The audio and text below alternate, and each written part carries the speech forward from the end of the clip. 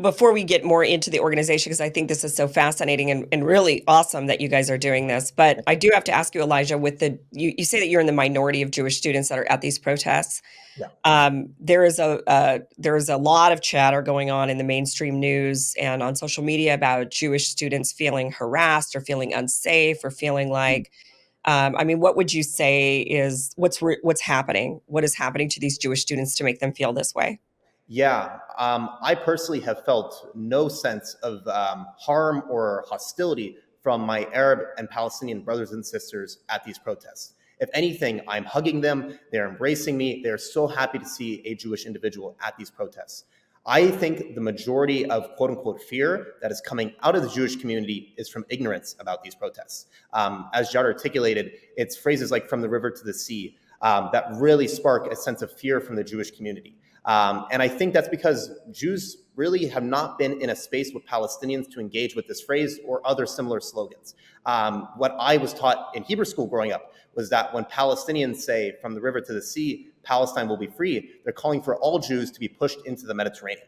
And Mm. when you talk to Palestinians, they're saying, no, I love my Jewish brothers and sisters. I want to live with them in the land together. What I am calling for is one state called Palestine where Jews and Arabs have full and equal rights to live in our shared homeland together. And so I think that's where a lot of the ignorance and fear comes from, right? It's simply not having that conversation to break down that ignorance. So you don't think you kind of think they're making it up? I think a decent amount is exaggerated. I'm not denying that there are individual incidents of anti-Semitism. Sure. There was a girl who was stabbed at Yale that needs to be condemned. Any violence needs to be condemned. There was claims here at UT of people telling Jews to go back to Poland. That's anti-Semitic. That should never happen. These are individual incidents, though, and do not reflect the wider movement. I think the girl that are you talking about the girl that was stabbed in the eye? Yeah, saw her. Yeah. Yeah, I don't think I mean, I mean, she wasn't, her eye looked fine. I don't know. It was very, it was one of those things where she said Mm, she was stabbed in the eye, but then, and I was imagining like this gory, horrible, gruesome mm, imagery. But then when she was shortly after interviewed, she looked fine. So I don't know, mm, how she was stabbed. It seemed like maybe it was accidental or something. But mm. yeah, I think you're right that of course, there's going to be individual idiots, right? There's always an individual idiot that's going to make some Of stupid course. comment or be a jerk, but by and large, you're not seeing rabid anti-Semitism towards Jews by these protesters. Correct. Yeah. 100%. Yeah. Okay. So this organization you guys founded 2 years ago, are you growing? Are you shrinking? Mm. After October 7th in particular, and now this is because you guys formed this before October 7th. That was obviously an event that has created massive division. What would you say has been the response to your organization since then? I will say that, it's really funny. After October 7th, we saw a lot of people leaving. Particularly, we saw Jews leave who consider themselves to be proud Zionists and said, I can't work with Palestinians. These are people who encourage terrorism. We also saw some Palestinians who said, I think this could be seen as normalization. Luckily, what we've seen now actually is we've seen our Palestinian base grow a lot more in the last few weeks, especially because Elijah and I have been very consistent on our standard when it comes to free speech and the right to protest. And a lot of Palestinians and Arabs now welcome the work that we do because they don't see it as normalization. They see it as much needed dialogue. And so, really, a little bit after October 7th, there was some shrinkage, but really now we've seen a ton of growth, especially since I would say January, and really now in the last month or so. We have seen Atidna blossom into an organization where all are welcome as long as you believe fundamentally in human rights. And so obviously there are disagreements here and there. Me personally, with many Israelis or Zionists who come on, and I certainly am not a Zionist. I am proudly an anti-Zionist. But what I do find interesting is that even the word Zionism can be interpreted differently by certain people. And I can live with how certain people would define the term if they just say, listen, I want Jews to live in the land and that's all I want. Well, for me, if that's kind of your stance, I'm perfectly fine with that. Yeah. Of course, the way I define Zionism is differently, of course. I consider it to be a settler colonialist project, and I look at the words of Theodor Herzl to support that. So all in all, we've actually seen quite tremendous growth, and I can speak a little bit on some of the peace events that we've actually done.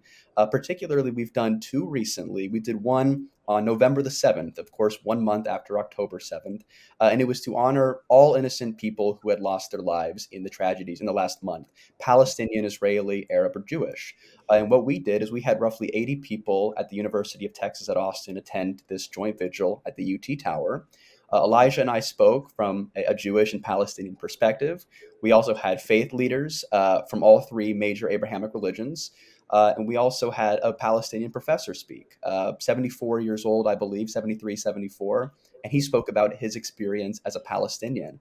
And I resonated so much with what he said. And in particular, he talked about saying, October 7th, the death of innocent Israelis, of course, absolutely should be condemned. But I also think that we should understand that this was not a surprising event by any means. Of course, when you treat the people of Gaza like animals and you treat them, you put your foot to their neck and you suffocate them.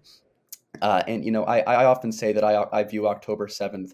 I think it's a very tricky day in Palestinian history. Obviously, I condemn all slaughtering of innocent people, but I also don't think it should be a surprise for the circumstances that have been erupting. And it certainly wasn't an outlier, an event in a conflict that's been existing now for 76 years. I think it's just one page in a long book of this situation. But more recently, we held a peace event about a month ago in April. And this event, actually, Elijah and I decided to set up a table at UT Austin with a sign that said, "One Jew, one Palestinian, two brothers, ask us anything." Now, we did this on a particular day, which was when Texas Halil, which is our largest Jewish organization here on campus at UT, they host what's called the Israel Block Party. This is the largest on campus event for Israel in the entire United States on college campuses, not just for college students, but anybody who wants to come. Of course, many Israelis will even fly in for this event. Uh, every year they do this event, and every year our Palestine Solidarity Committee protests it, as would be expected. This year, of course, as you would expect, Kim, very, very tense on both sides and very much a growth on both sides for this sort of event. Elijah and I thought, what is one way that we potentially can simply have people come to us and just ask questions? Not about agreeing on everything, not about yelling at one another, but can we do something to say, if you're, let's say, a bystander just walking by and you're thinking, what the hell's going on? Hey, here's this sign of a Palestinian and a Jew. Maybe I want to talk to them. And we had many Israelis come up to us, and we had Palestinians come up to us, and I would say for about 85 to 90%, we actually had really good dialogue. I must mention, however, and Elijah definitely would have more to say if I didn't ramble about this, and I'll try to keep it short. But for about 30 minutes or so, we were there for about 3.5 hours. Mhm. For about 20 to 30 minutes or so, we actually had this one Israeli girl sit down with us. And she was actually in Israel on October 7th when attacks happened. She was incredibly racist, disrespectful, and outright derogatory towards Palestinians. And she basically made the claim that our work was terrorism. We were working with Palestinians. She made the claim that the majority of Palestinians are terrorists and want to kill Jews. In fact, Elijah and I asked her, as a Palestinian, we asked her, "Do you think I want to kill Jews?" She actually ended up shrugging her shoulders and couldn't even answer the question. And quickly, and Elijah can confirm what I have to say here, within minutes, about 30 to 40 Israelis swarmed our table, staunch Zionists. Uh, for me, they didn't have much to say because I'm Palestinian. What are they really going to say to me? They already see me as a terrorist. But to Elijah, who is someone who simply believes in Palestinian rights, they went after him. They called him a capo, a Jew who would sell out other Jews in the Holocaust. They said he was a traitor. They said he was treasonous. And many people have told Elijah that he should renounce his Judaism, including many of the people who were at this table. I actually had to grab the rabbi who was a part of the Israel Bloc Party to come over and calm things down.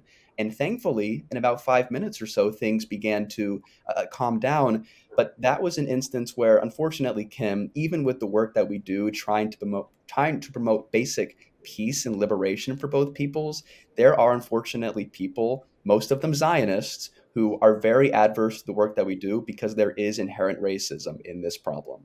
Yep. Elijah, how does that make you feel when fellow Jews accuse you of these or call you these kinds of names and say these types of things to you?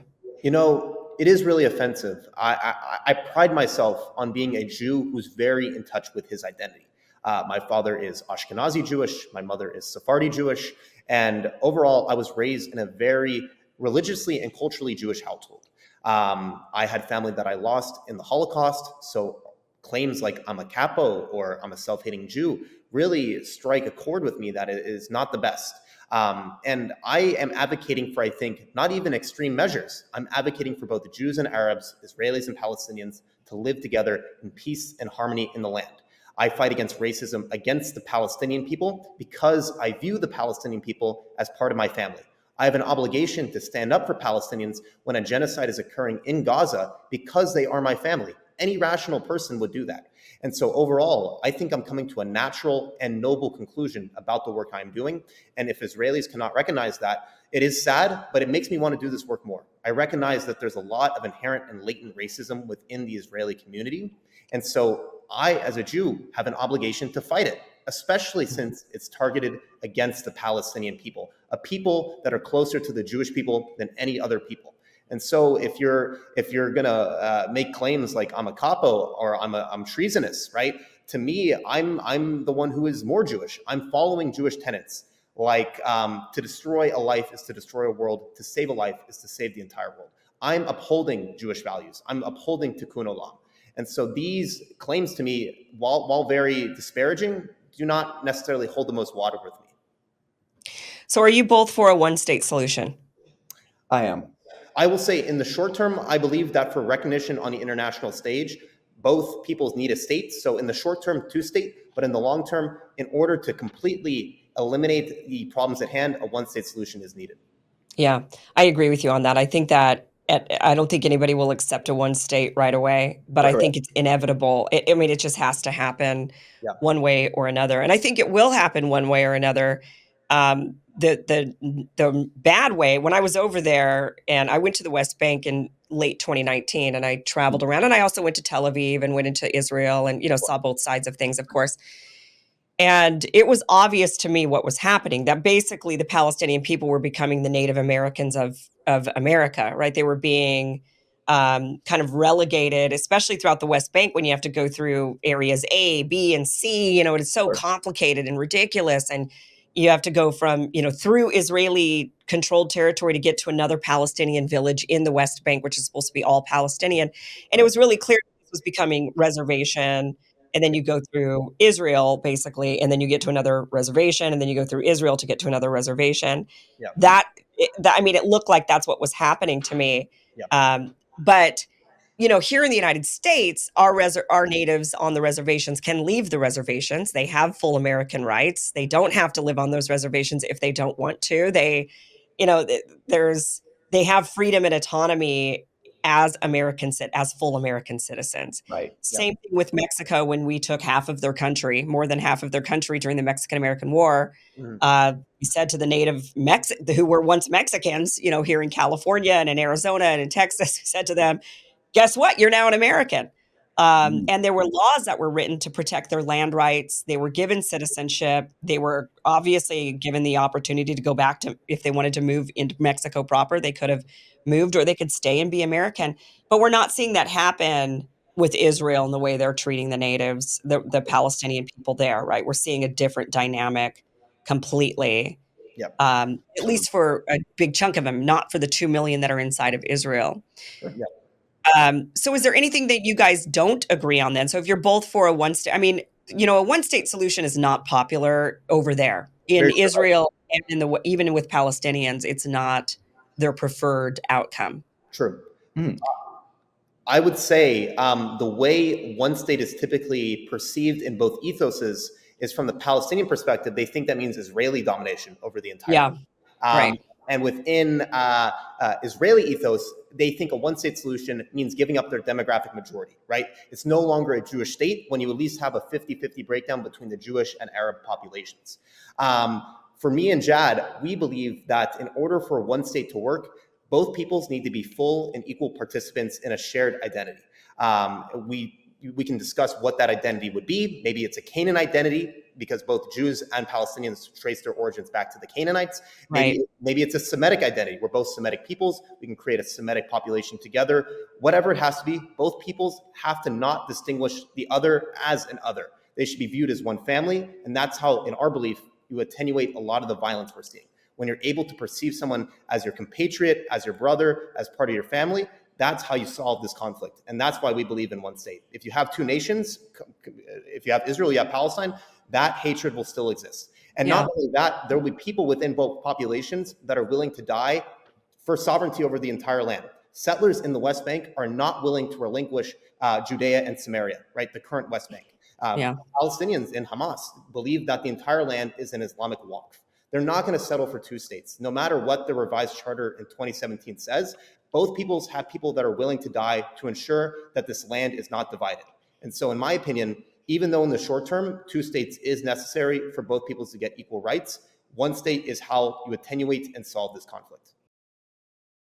Hey guys, thank you for watching this clip from the full Kim Iverson show, which you could catch just by heading to that link down below, KimIversonShow.com. You can watch the full show from what you just watched, or you could catch the full show live Monday through Friday, live streams, 5 p.m. Pacific, 8 p.m. Eastern at KimIversonShow.com. See you then. Be sure to like, share, and subscribe. Never miss an episode. Never miss a clip. Never miss a segment. Thanks, guys.